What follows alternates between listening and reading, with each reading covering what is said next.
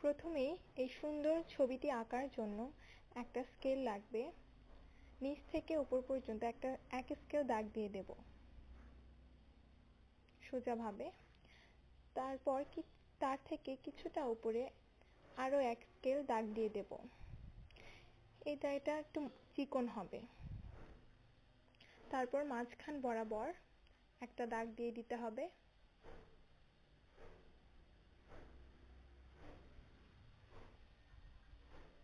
এরপর আমরা একটা বাড়ি আঁকবো, যার জন্য সোজা করে একটা টান দিতে হবে।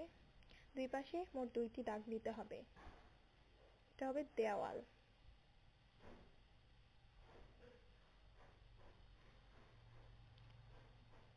এরপর উপরে আমরা টিন আঁকার জন্য সোজা করে একটা টান দিয়ে দেব।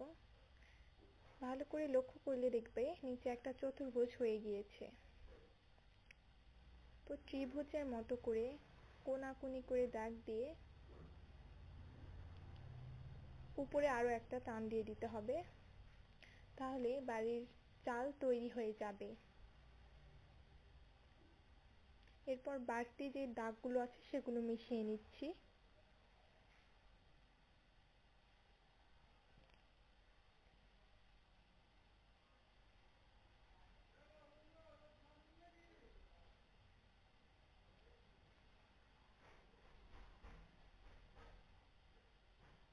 এটা সিঁড়ি আঁকার জন্য দুদিকে 2টি বাঁকা টান দিয়ে নিচে একটা টান দিলেই হয়ে যাবে। এরপর দরজা এবং জানালা আঁকতে হবে, যেটি আঁকা খুবই সহজ। তোমরা যে কেউই পারবে।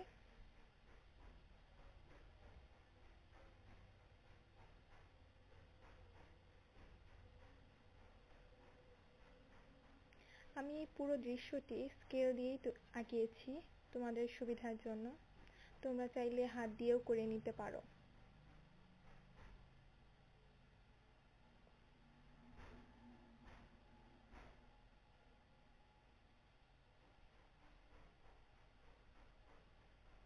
তৈরি হয়ে গেল আমার বাড়ি। এবার গাছ আঁকার জন্য স্কেল দিয়ে পাশাপাশি 2টি টান দিয়ে নিতে হবে লম্বা করে। তারপর এই 2টা টানের মাঝখান দিয়ে একটা ভি আঁকতে হবে। এবার ভিটাকে শেপ দিতে হবে, ডাবল করে দিতে হবে। তারপর এই ডালের মাঝখানে আবার একটা ভি। এভাবেই একটা গাছের ডাল তৈরি হয়ে যাবে। তারপর পাতা আঁকছি। পাতা আঁকা কিন্তু অনেক সহজ। এরপর গাছের নিচে কিছুটা ঘাস আঁকিয়ে দিচ্ছি, বাড়তি টানটা মিশিয়ে দিচ্ছি।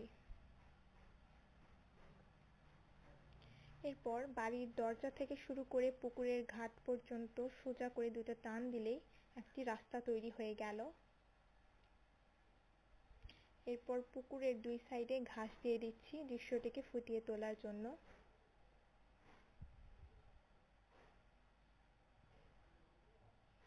এরপর পুকুরের পাড় আঁকছি।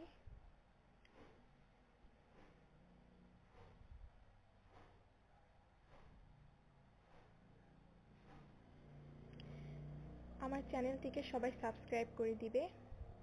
ভালো লাগলে লাইক, কমেন্ট এবং শেয়ার করবে। আমি এই দৃশ্যটি এভাবে রং করে নিয়েছি। তোমাদের ইচ্ছে মতো রং করে নিতে পারো চাইলে। এবার আমি পাখি আঁকছি। পাখি আঁকার জন্য শুধু ভি আঁকতে হবে। ভি আঁকানো